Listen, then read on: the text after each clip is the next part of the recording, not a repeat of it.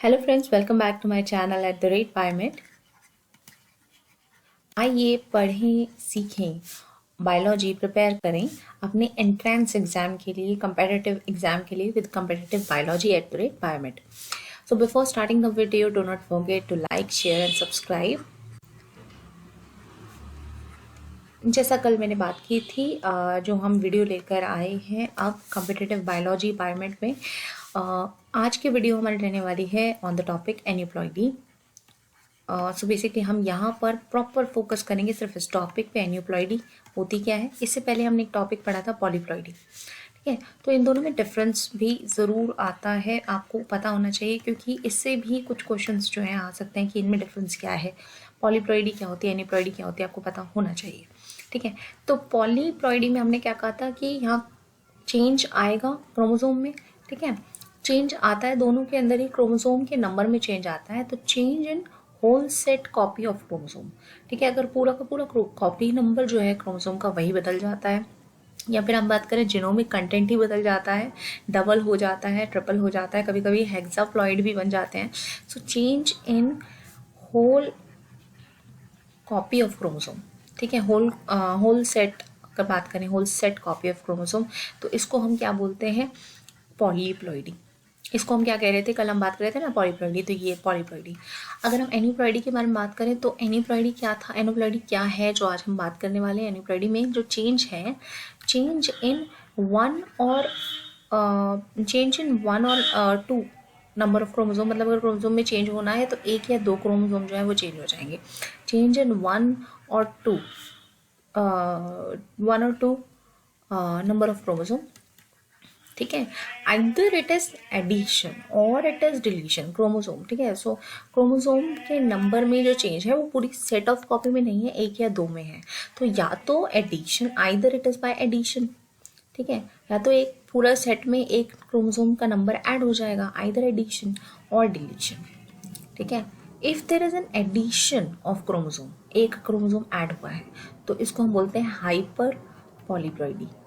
Hyper polyploidy यानी जो number है वो बढ़ा तो है तो ये भी पॉलीप्लॉइडी का टाइप, बट ये हाइपर पॉलीप्लॉइडी है और यहाँ पर सिर्फ एक क्रोमोसोम ऐड हुआ है, ठीक है। और इफ इट इज डिलीशन, ठीक है, एक क्रोमोसोम अलग हो गया है, या एक क्रोमोसोम अब क्रोमोसोम की एक्चुअल कॉपी से जो नंबर, कॉपी नंबर होता है उसमें एक क्रोमोसोम घट गया, तो इसको हम बोलेंगे हाइपो पॉलीप्लॉइडी। Hypo polyploidy. तो एन्यूप्लॉइडी के दो टाइप हमारे होते हैं, और इनके एन्यूप्लॉइडी के दो टाइप तो हमने ये बताया कि एक क्रोमोसोम ऐड हुआ है, एक क्रोमोसोम डिलीट हुआ है। पॉलीप्लॉइडी के टाइप कल हम बात कर रहे थे कि इनके दो टाइप होते हैं, ऑटो पॉलीप्लॉइडी, और क्योंकि ये भी हो सकता है कि आपसे इस तरह से स्टेटमेंट हो जाए कि allopolyploidy, autopolyploidy polyploidy का टाइप है, या एन्यूप्लॉइडी का टाइप है, और हाइपर पॉलीप्लॉइडी और हाइपो पॉलीप्लॉइडी भी पॉलीप्लॉइडी का टाइप है। नहीं जी, यहाँ सिर्फ एक एडिशन और डिलीशन की बात है, ये एन्यूप्लॉइडी का टाइप है। और autopolyploidy are the types, allopolyploidy are the types of polyploidy. Actual the polyploidy जो है वो ये होती है, ओके।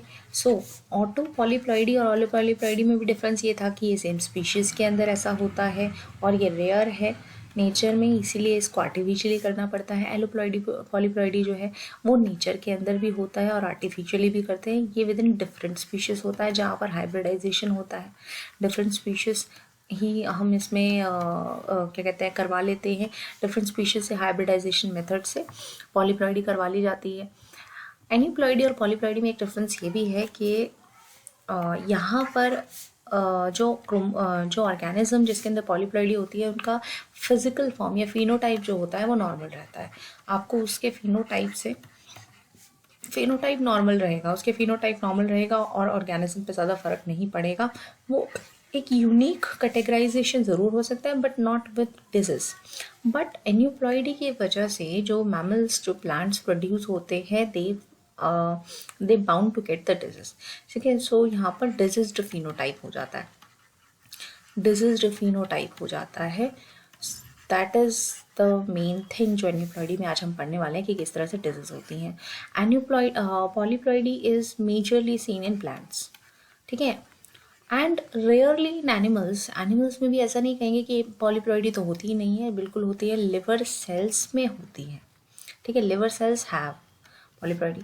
और कुछ माउस और रैट के स्पर्म सेल्स में भी ऐसा, जर्म सेल में भी ऐसा होता है। इन मैमल्स में कौन से उसमें, रैट्स में या फिर माइस में, ठीक है।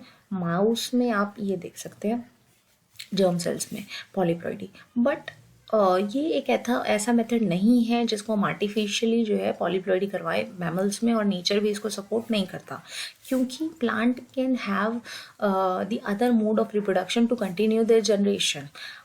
बट ये मेथड जो है, ये कंटिन्यू जनरेशन को ये मेथड जो है वो मैमल्स पे नहीं चल सकता, क्योंकि mammal are not going to support asexual reproduction for continuing their generation, ठीक है। तो मैमल में एन्यूप्लॉइडी जो है वो होती है नेचर में, due to non disjunction of chromosome की वजह से हो जाती है, लेकिन पॉलीप्लॉइडी नहीं होती, ठीक है। तो एन्यूप्लॉइडी मैमल्स में होती है, एज वेल एज मैमल्स के अलावा इन प्लांट्स भी, ठीक है। तो हम बात कर सकते हैं एनिमल्स में, ऐसे मैमल नहीं लिखेंगे ऐसे कैटेगराइज करके, एनिमल्स में एंड प्लांट्स में दोनों में एन्यूप्लॉइडी देखने को मिलती है।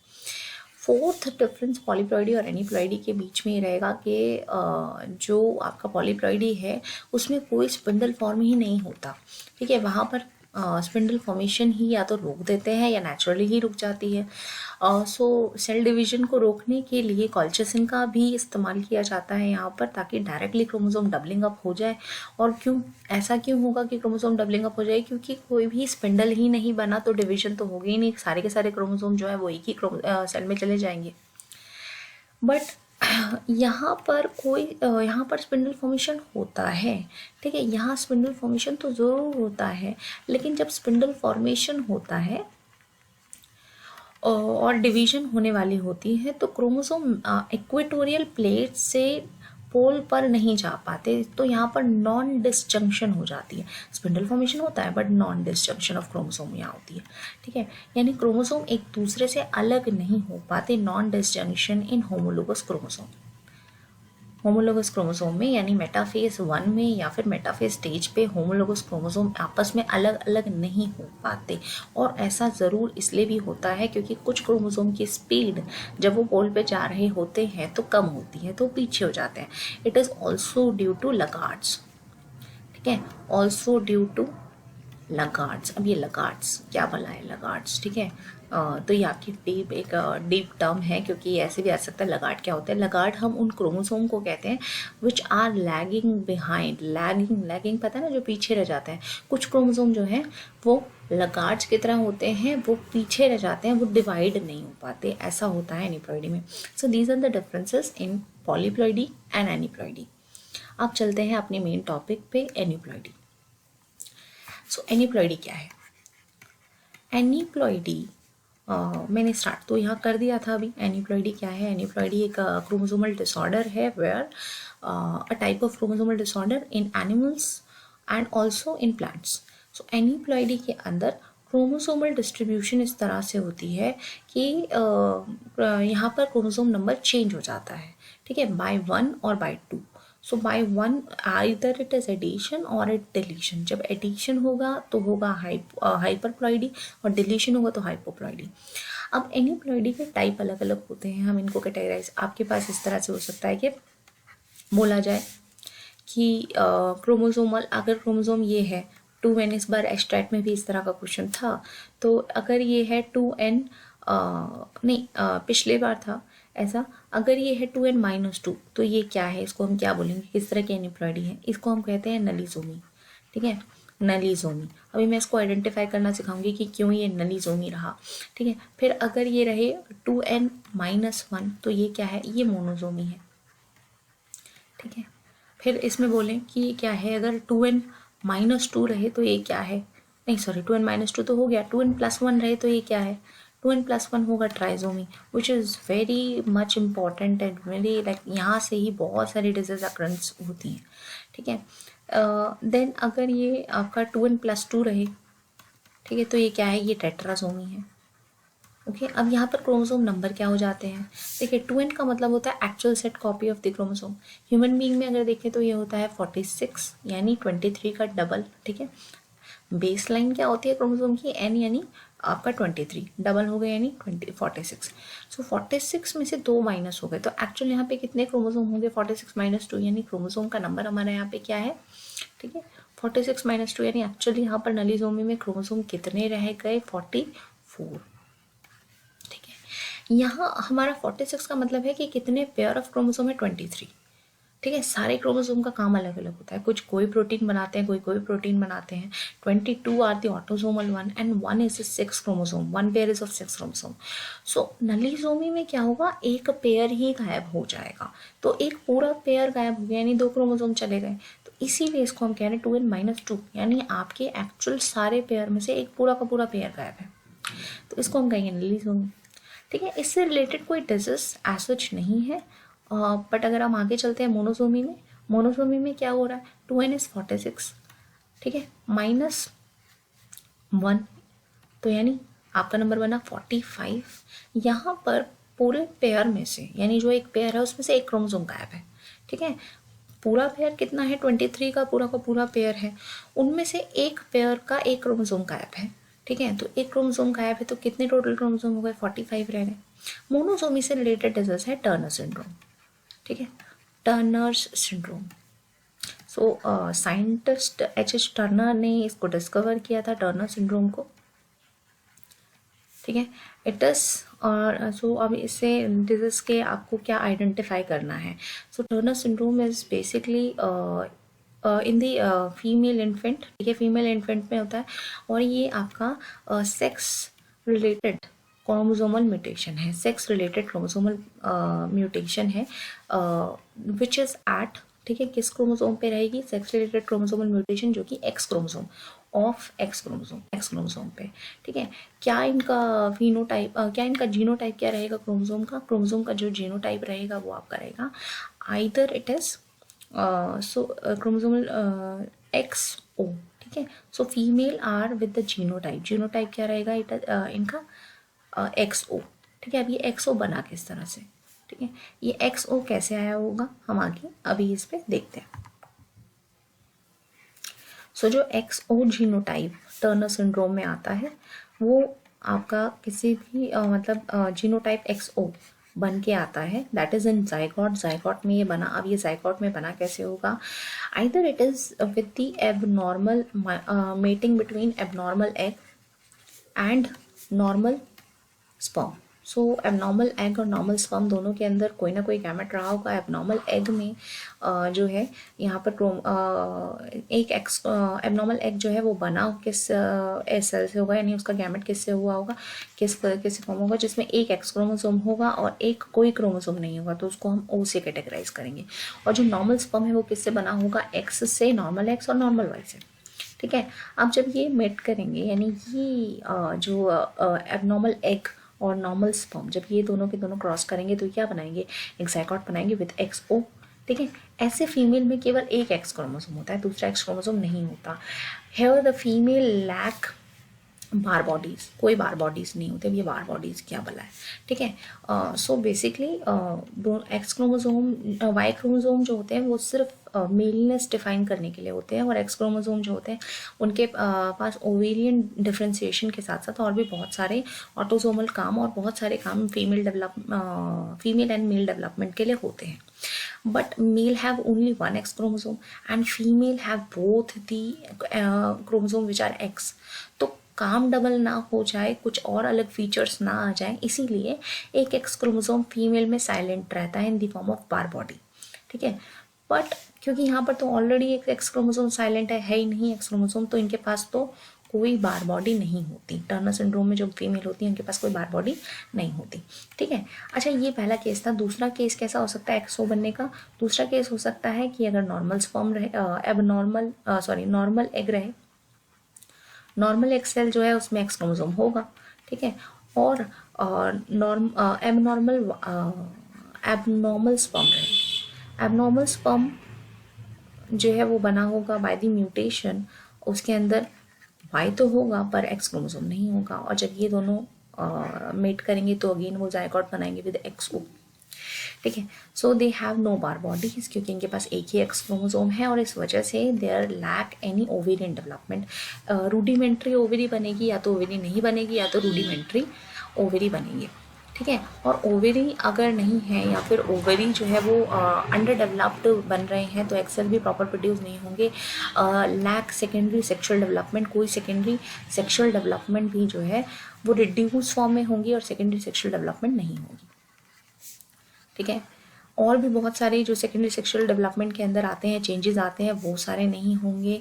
फॉर एग्जांपल वेब्ड नेक, ठीक है। जो नेक है वो आपकी दबी सी हुई वेब नेक होगी। अंडर डेवलप्ड ब्रेस्ट, ब्रेस्ट जो होंगी वो भी डेवलप्ड नहीं होंगी। Under developed organs, developed breast, साथ ही साथ narrow हिप्स, because these are the development, these are the changes which are occurring in the secondary sexual development, अब वही नहीं हो रही हैं। तो नैरो हिप्स, साथ ही साथ क्योंकि ओवेरी रूडिमेंट्री है, female are mostly sterile, in this case sterility जो है स्टेराइल फीमेल्स होंगी। मेंटल रिटार्डेशन को इस केसेस से नहीं देखा जाता है, but some time it occurs कि वो मेंटल रिटार्डेशन भी इसके अंदर आ जाती हैं, ठीक है। ये सारे इसके करेक्टरिस्टिक्स जो है वो रहेंगे। देन नेक्स्ट अगर हम देखेंगे ये क्या है, ये हमारा एग्जाम्पल था where we are seeing the monosomy. अब हम अगला एनीप्लॉइडी का जो हमारा टाइप है वो है trisomy. Trisomy of the disease यानी 2n+1। अच्छा, इससे रिलेटेड बहुत सारे डिजीज जो हैं वो होते हैं, इन्फेंट जो बनने वाले होते हैं, फीटस जो डेवलप हो रहे होते हैं वोम में, तो उसके लिए बहुत सारे टेस्ट होते हैं, double marker, triple marker test, जो कि ट्राइसोमी डिजीज को डिटेक्ट कर रहे होते हैं, ठीक है। ट्राइसोमी क्रोमोसोम नंबर 21 पे, 13 पे, 18 पे और बहुत तरीके से देखी जा सकती है, ठीक है। तो ट्राइसोमी का मतलब क्या है, पहले यहाँ ये डिटेक्ट करते हैं। 2n+1 यानी 46, 46+1 यानी 47, यानी क्रोमोसोम नंबर 47 कब आ सकता है, ठीक है। 47 क्रोमोसोम आने के कई चांसेस हैं। या तो ये ट्राइसोमी हो, 47 का मतलब हमारे पास एक क्रोमोसोम ऐसा है जिसके 2 पेयर होने के साथ साथ एक क्रोमोसोम एक्स्ट्रा है उसमें, ठीक है। यानी एक जैसे 3 क्रोमोसोम है हमारे पास है, जबकि हमारे पास होने नॉर्मल कॉपी में 2 ही चाहिए, यहाँ पर 3 है, तो इसलिए 47 हो गए। तो यहाँ कैसे हो सकता है, फॉर एग्जाम्पल अगर ये ट्राइसोमी है और एक्स क्रोमोसोम, अगर एक्स क्रोमोसोम की ट्राइसोमी है तो इसको हम क्या कहते हैं, इसको हम कहते हैं क्लेनफेल्टर सिंड्रोम, ठीक है। क्लेनफेल्टर सिंड्रोम जो भी हम बात करेंगे, Klinefelter syndrome. Klinefelter syndrome is seen in male. Then so ये मेल में होता है, क्योंकि ये क्या है आपका, ये सेक्स रिलेटेड ट्राइसोमी है, सेक्स रिलेटेड एन्यूप्लॉइडी है। जैसे कि ये सेक्स रिलेटेड एन्यूप्लॉइडी थी, ये भी सेक्स क्रोमोसोम रिलेटेड एन्यूप्लॉइडी है। क्लेनफेल्टर सिंड्रोम में जो कि मेल में होती है, टर्नर सिंड्रोम किस में थी, फीमेल में। उसके अलावा ये हो सकती है ट्राइसोमी ऑफ क्रोमोसोम नंबर 21, तो 21 क्रोमोसोम की ट्राइसोमी होगी तो इसको हम कहेंगे डाउन सिंड्रोम, ठीक है। इसको हम क्या कहते हैं, डाउन सिंड्रोम। डाउन सिंड्रोम के साथ साथ इसको हम कहते हैं मेंगोलियन इडियोसी या मेंगोलिज्म, ठीक है। साइंटिस्ट लैंगडन डाउन ने इनको आइडेंटिफाई किया था, इसलिए डाउन सिंड्रोम, मेंगोलिज्म और मेंगोलियन इडियोसी इसलिए बिकॉज फेशियल फीचर्स जो है वो मेंगोलियन जैसे हो जाते हैं। देन अगर ये क्रोमोसोम 13 की है, ठीक है, अगर ये क्रोमोसोम 13 यानी अगेन ये ऑटोजोमल, यहाँ पर हम बात करें ऑटोजोमल क्रोमोसोम पे ट्राइसोमी हो तो 13th क्रोमोसोम की अगर ट्राइसोमी है तो इसको हम बोलते हैं पटाउ सिंड्रोम, पटाउ सिंड्रोम। इसके बारे में भी अभी हम बात करेंगे। देन अगर ये क्रोमोसोम नंबर 18th की ट्राइसोमी है तो इसको हम बोलेंगे एडवर्ड सिंड्रोम, ओके। यानी अगर ये 18th क्रोमोसोम 3 है, 2 नहीं है 3 है, तो इसको हम बोल रहे हैं एडवर्ड सिंड्रोम। और अगर ये 13th क्रोमोसोम में 3 क्रोमोसोम हमारे पास हो गए 2 की जगह पे तो पटाउ सिंड्रोम, 21st पे तो मेंगोलियन। ये सारे के सारे क्या है, ऑटोसोमल रिलेटेड एन्यूप्लॉइडी है, ठीक है, ट्राइसोमी है। सो इनके बारे में एक एक करके बात करते हैं। इसके अलावा ट्राइसोमी में there is a special case, the criminal criminal trisomy भी हम उसको बोलते हैं, क्योंकि साइकोलॉजिकल क्रिमिनल, जो साइकोलॉजी ऑफ क्रिमिनल जब हम पढ़ते हैं तो उसमें भी ट्राइजोमी जो है वो एक केस देखा जाता है, और जैकब सिंड्रोम भी हम इसको बोलते हैं। So that is in the case of super male और सुपर फीमेल। सुपर मेल और सुपर फीमेल भी ट्राइजोमी डिजीज से ही बनते हैं। चलिए आगे इसको हम बात करते हैं। तो पहला हम बात करते हैं क्लेनफेल्टर सिंड्रोम। क्लेनफेल्टर सिंड्रोम जो है, सो अगर हम इसकी जीनोटाइप देखें तो जीनोटाइप क्या है इसका? जीनोटाइप है XXY।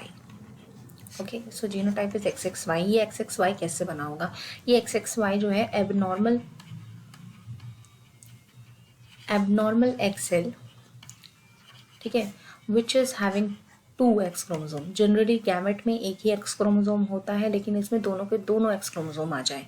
और normal sperm cell, normal sperm cell, so उसमें Y क्रोमोसोम हो तो ये बन जाएंगे, ठीक है। देन अगर दूसरा केस इसमें हो सकता है कि normal egg cell, if it is mating, normal egg cell यानी एक एक्स क्रोमोसोम है, mating with abnormal sperm cell, where the chromosome failed to segregate, chromosome segregate ही नहीं हुए तो भी यही बनेगा, ठीक है। तो क्रोमोसोम नंबर या तो 47 रहता है, या कभी कभी अगर दोनों ही एबनॉर्मल है, दोनों XX दोनों XY हो जाए तो उस केस में ये भी रहता है XX XY, ठीक है, सॉरी XX XXY। तो ये 47 या 48 दोनों हो सकते हैं क्लेनफेल्टर सिंड्रोम के अंदर। ये इस तरह से फॉर्मेशन एक फीटस के अंदर, ये जाइगोटिक फॉर्म में इस तरह से बनता है।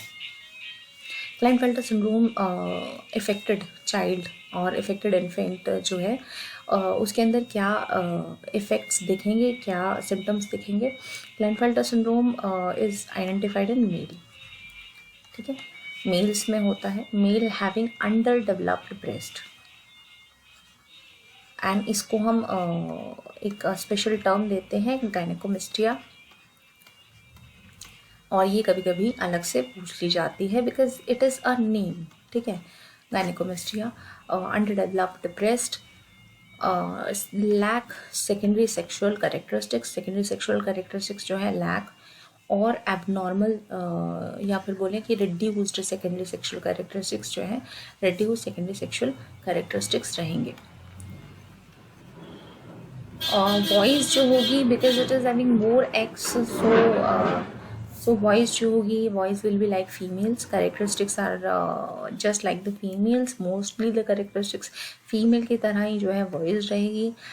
जो हेयर डेवलपमेंट है वो भी फीमेल की तरह रहेगी। ब्रेस्ट डेवलपमेंट जो है नो, एक्चुअली अंडर डेवलप्ड नहीं बोलना चाहिए, highly develop, more developed breast होगा, ठीक है। So more developed breast, that is gynaecomastia. Mostly the characteristics in the male is more like female, तो that is having the Klinefelter syndrome. And male are sterile, ठीक है, male are sterile, क्योंकि secondary sexual characteristics proper development नहीं है, secondary sexual characteristics reduce है, so hence males are sterile, these kind of male are sterile. ये चीज़ मैंने कल भी बात की थी जब मैं पॉलीप्लॉइडी का वीडियो बना रही थी, तो पॉलीप्लॉइडी के अंदर भी मैंने बताया था बेसिकली स्टेरिलिटी क्यों आती है। स्टेरिलिटी इसलिए है because when there is an egg and sperm, ठीक है, egg and sperm. So egg और स्पर्म में जब क्रोमोसोम नंबर हम चेक करते हैं तो it is 23 and 23। During mating and during fusion these chromosome pair up, ठीक है, but if the chromosome number is different, here is 22, here is 23, तो one chromosome will fail to pairing, fail for pairing, ठीक है, यहाँ पर pairing नहीं होगी, ठीक है, पेयरिंग अप में फेल फॉर पेयरिंग अप, ठीक है। इसलिए जब ये फेल हो जाएंगे, पेयरिंग अप नहीं होगी, एक भी पेयरिंग अप नहीं होगी, तो फिर it will become a sexual incompatible person, ठीक है, ये चांसेस हो जाएंगे फॉर द सेक्सुअल इनकम्पैटिबिलिटी, और यहाँ कोई जायगॉट नहीं बनेगा, ठीक है। So during this fusion of egg cell and the sperm, actually the chromosome are pairing up. If the chromosome are not pairing up, this will resultant into sexual incompatibility or sterility, ठीक है, क्योंकि वो because the sexual incompatibility is occurring due to this abnormal one, ठीक है, इस abnormal cell की वजह से आ रहा है। Either this abnormality in the male और this is abnormality in the female, और ये जेंडर बायस ना हो तो भी तो सेक्सुअल इनकम्पैटिबिलिटी आ रहा है, क्योंकि जो क्रोमोसोम नंबर है वो इधर उधर है। ठीक है, and that will result in sterility, क्योंकि वो बाकी की सभी स्पीशीज से डिफरेंट क्रोमोसोम नंबर लेके बैठे हैं।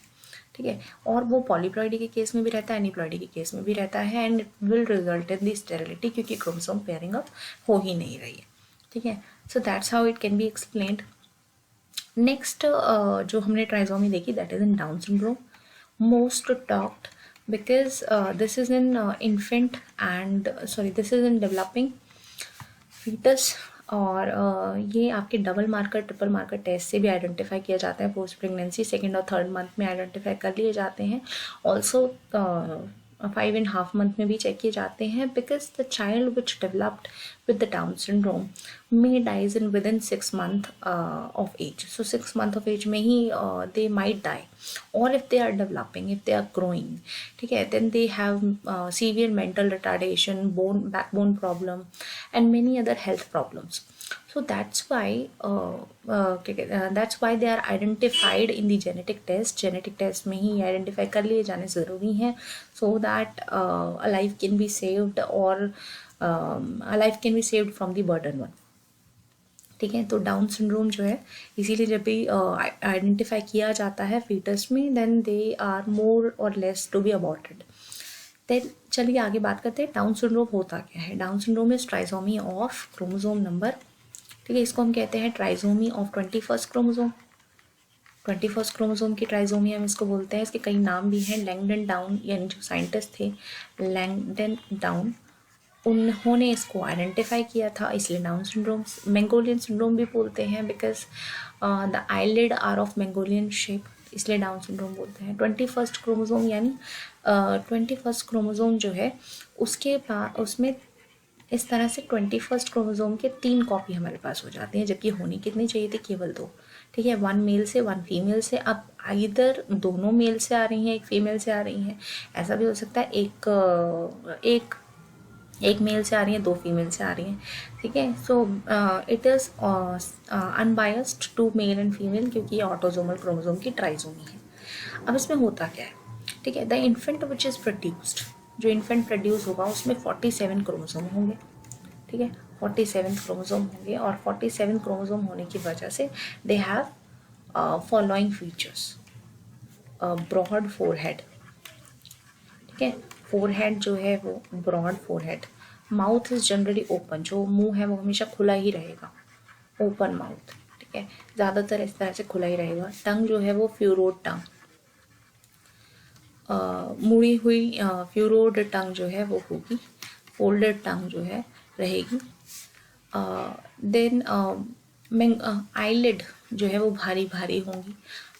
मंगोलियन आईलिड, इसको हम इसीलिए मंगोलिज्म या मंगोलिज्म इंडियोसी भी कहते हैं, Mongolian type of eyelid.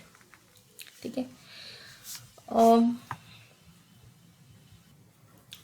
Flat और पेडेड हैंड्स, अगर हम पाम की बात करें, जो हाथ हमारे होते हैं गद्देदार हाथ होंगे इनके, या फिर फ्लैट रहेंगे। ठीक है, फ्लैट पाम, ठीक है, फ्लैट पाम रहेगा। अगर हम बात करें कि सर्वाइवल रेट जो बोले तो 6 months ऑफ एज में मोस्टली द चाइल्ड आए।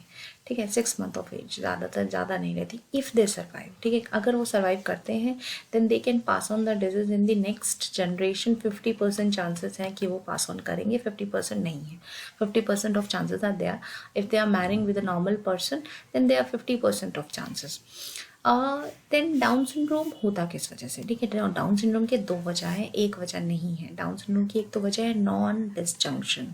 मैं एक बार बताऊं, नॉन डिसजंक्शन सभी ट्राइसोमी में होता है, तो ये नॉन डिसजंक्शन है क्या? Non disjunction, okay, non disjunction का मतलब है कि जब वो जंक्शन पे होते हैं तब वो अलग अलग नहीं हो पाते। कौन? क्रोमोसोम। ठीक है, सो मेटाफेज 1 में जब मियोसिस हो रहा है, ठीक है, तो जब क्रोमोसोम का डबलिंग अप होता है, देखिए होमोलोगस क्रोमोसोम, नॉर्मली आपका क्रोमोसोम ये है, जब इंटरफेस स्टेज आती है तब यही क्रोमोसोम यानी एक सिंगल क्रोमोसोम जो है वो अपनी डबलिंग अप कर लेता है, यानी उस जैसे वो अपने एक और सेट बना लेता है। ठीक है, ये 2 सेट उन्होंने बना लिए। अब इन्हीं सेट ऑफ क्रोमोसोम में क्या होगा, इन्हीं सेट ऑफ क्रोमोसोम में पेयरिंग अप होगा। ठीक है, यहाँ पर इन्हीं के बीच में क्या होता है, पेयर अप होता है। यहाँ पर साइनोप्टेन्यूमल कॉम्प्लेक्स इन दोनों क्रोमोसोम के बीच में बनता है, इन्हें हम बोलते हैं होमोलोगस क्रोमोसोम। ये जो होमोलोगस क्रोमोसोम है, जब इंटरफेस खत्म होता है तो इन क्रोमोसोम को यहाँ पर अलग अलग होना होता है। जैसे ये क्रोमोसोम यहाँ जाएगा और ये क्रोमोसोम जो है वो आपका यहाँ जाएगा, इस वाली डायरेक्शन में दोनों के दोनों जो है इक्वेटोरियल प्लेट से अलग अलग होने वाले हैं, यानी पोल्स, यानी यहाँ पर स्पिंडल फॉर्मेशन हो रही है और इन्हें अलग अलग होना है जब ये मेटाफेज 1 स्टेज में है। ठीक है, यहाँ पर रिकॉम्बिनेशन हो चुका है। जब इंटरफेस होता है तो रिकॉम्बिनेशन हो चुका होता है। ठीक है, इंटरफेस के अंदर डबलिंग अप होती है। एक सेकेंड, इंटरफेस के टाइम पे डबलिंग अप होती है क्रोमोसोम की। देन देयर इज प्रोफेज के टाइम पे रिकॉम्बिनेशन होती है। और प्रोफेज के बाद, रिकॉम्बिनेशन होने के बाद होमोलोगस क्रोमोसोम में जब ये रिकॉम्बिनेशन हो गया, साइनोप्टेन्यूमल कॉम्प्लेक्स बन गया और बाइवेलेंट टेट्राड वगैरह स्टेज आ गई, उसके बाद ये क्रोमोसोम मेटाफेज प्लेट पे आते हैं और अलग अलग पोल पे जाने लगते हैं। लेकिन इसके दौरान जब यहाँ पर कुछ क्रोमोसोम पीछे रह जाते हैं या फिर वो गलती से चिपक के चले जाते हैं दूसरे क्रोमोसोम के साथ, यानी यहाँ पर ये एक्चुअल केस होना चाहिए था, बट होगा क्या, होगा इस तरह से कि आपके ये एक क्रोमोसोम तो साथ में जाना ही था, यहाँ पर एक क्रोमोसोम एक आपका इसके साथ ही रह जाएगा और दूसरा आपका दूसरी साइड चला जाएगा। ठीक है, जब ये वाला केस आपका यहाँ पर दिखेगा, यानी होमोलोगस क्रोमोसोम का जो एक आर्म है वो आपका इसके साथ में चला गया, यानी क्रोमेटिड जो है वो यहाँ पर चला गया। Okay, homologous chromosome are failed to segregate properly, अब वो सेग्रीगेट नहीं हो पाए। One of the chromatid is separating with other homologous another chromosome, एक क्रोमोसोम के साथ एक क्रोमेटिड सेपरेट हो रहा है। तो इस केस में जब वो सेल नया बनाएंगे तो उस सेल में यहाँ पर एक क्रोमोसोम नॉर्मल क्रोमोसोम होगा और एक कॉपी और होगी। ठीक है, देन और ये इस सेल का क्या होगा, जिसके अंदर एक ही क्रोमोसोम जा रहा है, उसमें सिर्फ उस क्रोमोसोम की एक ही कॉपी होगी। तो इस केस में यहाँ पर हमारे पास 3 कॉपी हैं किसी क्रोमोसोम की, क्योंकि ये तो मेटाफेज 1 है। ठीक है, जब स्टेज आएगी मेटाफेज 2 की, तो मेटाफेज 2 में ये वाला सेल जो है इसके अंदर क्रोमेटिड्स अलग अलग होंगे, तो इसमें क्रोमेटिड अलग अलग हो जाएंगे, तो इससे हमारे 3 सेल्स जो है वो बनेंगे। क्रोमेटिड अलग अलग हो जाने की वजह से इसमें आपके 2 कॉपी जाने की वजह से, ओके, वैसे इतना एक्सप्लेन नहीं करते, इतना ही छोड़ते हैं क्योंकि हमें डिजीज के बारे में आगे भी इसको डिस्कस करना है। तो मेटाफेज 1 में यहाँ नॉन डिस्टिंक्शन आपको दिख जाता है। होमोलोगस क्रोमोसोम जो होते हैं, आपके होमोलोगस क्रोमोसोम होते हैं, ये फेल हो जाते हैं सेग्रीगेट करने से और इसलिए एक ही पोल पे चले जाते हैं। इस केस में आप देख सकते हैं this is having 3 copies of the chromosome, so it is the case where the trisomy occurs. और यहाँ पर अगर हम देखें तो यहाँ पर सिंगल कॉपी जा रही है, तो यहाँ होता है आपका मोनोजोमी। ठीक है, इस तरह का जो सेल बचता है वो होता है मोनोसोमी।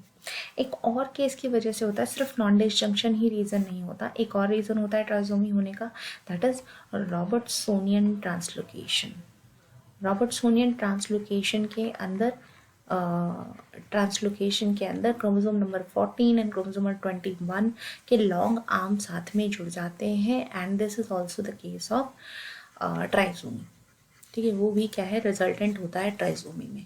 क्रोमोसोम नंबर 14 एंड 21 के लॉन्ग आर्म जो होते हैं वो दोनों के दोनों साथ जुड़ जाते हैं, this will result in trisomy. तो वो भी डाउन सिंड्रोम का कारण होता है बट रेयरली, और उसमें तो बिल्कुल ही चांसेस नहीं होते फॉर द सर्वाइवल। अब हम आते हैं next disease of the trisomy where Patau and Edward syndrome आते हैं। सो ट्राइसोमी बताते हुए मैंने अभी आपको स्टार्टिंग में बताया था कि किस तरह से जो डाउन सिंड्रोम है वो फीटल डेवलपमेंट के दौरान चेक हो रही होती है। तो रेडियोलॉजिस्ट जो चेक करते हैं वो कुछ ना कुछ फीचर्स देखते होंगे कि किस तरह से कौन सा सिंड्रोम जो है वो डेवलप हो रहा है।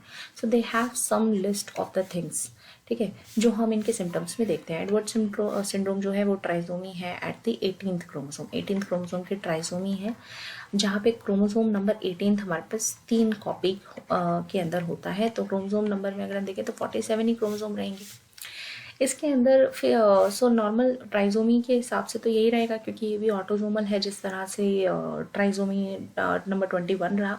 लेकिन यहाँ पर सिम्टम क्या रहेंगे, ठीक है। सिम्टम्स जो इन्फेंट में दिखेंगे एडवर्ड सिंड्रोम के साथ in the developing foetus, they have short sternum, जो आगे की फ्लैट बोन होती है वो छोटी रहेगी। Then short mouth, short height, अगर हम बात करें छोटी हाइट रहेगी। अनडेवलप्ड और underdeveloped earlobe and there are defect in the cardiovascular disorder जो है डेवलप हो सकते हैं इन्फेंट में।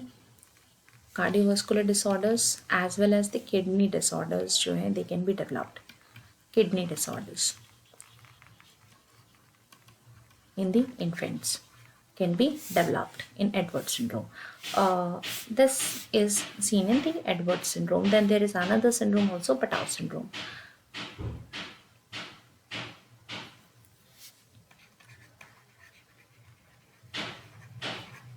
Patau syndrome is the trisomy of chromosome number 13. Chromosome number 13 पे ये आइडेंटिफाई की जाती हैं ट्राइजोमी। और अगेन क्रोमोसोम नंबर की वजह से भी मैं बताऊं 47 ही रहेगा। फिनोटाइप तो वही क्रोमोसोम बट मतलब अगर क्रोमोसोम का जीनोटाइप तो यही रहेगा, but there are symptoms that are different.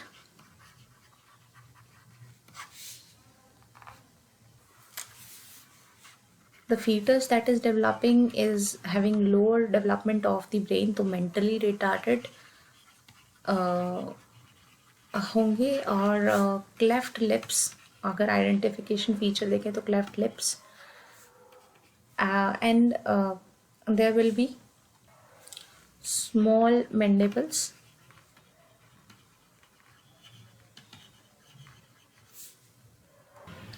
सो ये है आपके ट्राइजोमी डिजीज। हाँ, एक फीचर और अगर हम देखें तो, क्योंकि एनसीईआरटी में क्लास 12th में हम ये तीन जो हमने स्टार्टिंग में बात करी, Turner Klinefelter syndrome and Down syndrome में हम बात करते हैं। क्लेनफेल्टर सिंड्रोम में जो मेल होते हैं दे आर टॉल, ठीक है। Klinefelter syndrome is of disease of the males, ठीक है। They are tall, heighted and in Turner syndrome the Turner syndrome is the disease for the females, ठीक है, developing in the females. So they both are the sex related chromosomal aneuploidy. Turner syndrome में जो female हैं they are short in stature, यानी उनका जो ढांचा है वो कैसा रहेगा, छोटा, गिट्ठा, ठीक है। देन द डाउन सिंड्रोम जो डिजीज हम पढ़ रहे हैं उसके अंदर भी जो बच्चे, जो इन्फेंट में डेवलपमेंट होएगी, क्योंकि वो इन्फेंट स्टेज तक ही रहेंगे, ज़्यादा आगे भी नहीं बढ़ सकते, क्योंकि हमने कहा 6 month ऑफ एज उनका प्रोबेबिलिटी रहती है ऑफ डेवलपमेंट। यहाँ पर डेवलपमेंट प्रोबेबिलिटी ज़्यादा है, तभी तो वो मेल बन रहे हैं, तभी तो वो फीमेल बन रहे हैं। तो डाउन सिंड्रोम में भी जो हाइट रहेगी वो शॉर्ट इन स्ट्रेचर ही रहेगी, और इस केस में हम बच्चों डेवलपमेंट केवल इन्फेंट स्टेज तक ही डालते हैं, शॉर्ट स्टैचर ये भी रहता है, ठीक है। एक ट्राइजोमी डिजीज और भी है, that is of the super mails and super females. Super mails and super female का मतलब है जो इनके सेक्स क्रोमोसोम हैं, ठीक है, वो ज़्यादा नंबर में है, यानी उन जिस वजह से मेलनेस या जिस वजह से फीमेलनेस आ रही है सुपर फीमेल, तो उनमें वो क्रोमोसोम नंबर जो है वो ज़्यादा है। फॉर एग्जाम्पल यहाँ पर भी अगर हम 2n+1 देखें, 2n+1 यानी क्रोमोसोम कौन सा ज़्यादा है, यहाँ पर ही XXY, either it is XXY और इट इज़ XXY, ठीक है। So it is the chromosome number XXY is also 46, ठीक है। तो एक Y chromosome is determining the maleness and XX chromosome is determining the XX chromosome is determining the super nature of the males. They are more impulsive, they are more aggressive, and short tempered and psychopathic also. Some of the males are psychopathic criminal cases can be seen related with this psychopathic disease tendencies. criminal psychology भी इनके देखी जा सकती है, ठीक है, criminal psychology भी देखी जा सकती है। और सुपर मेल से जो केस रिलेटेड है, जो दूसरा नाम रिलेटेड है, दैट इज जैकॉब्स सिंड्रोम, ठीक है, तो ये आपसे पूछा जा सकता है कि जैकब सिंड्रोम क्या है। वो एक ट्राइसोमी है 47th क्रोमोसोम की, which is related to criminal psychology.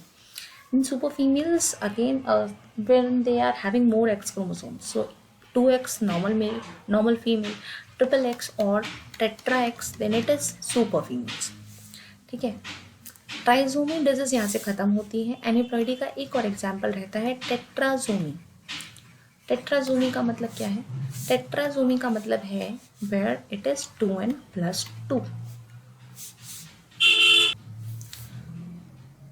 2n+2 means where the actual copy of the chromosome, from the actual copy of the chromosome we are having extra 2 chromosome. So पूरा का पूरा chromosome जो है वो यहाँ पर आ गया है।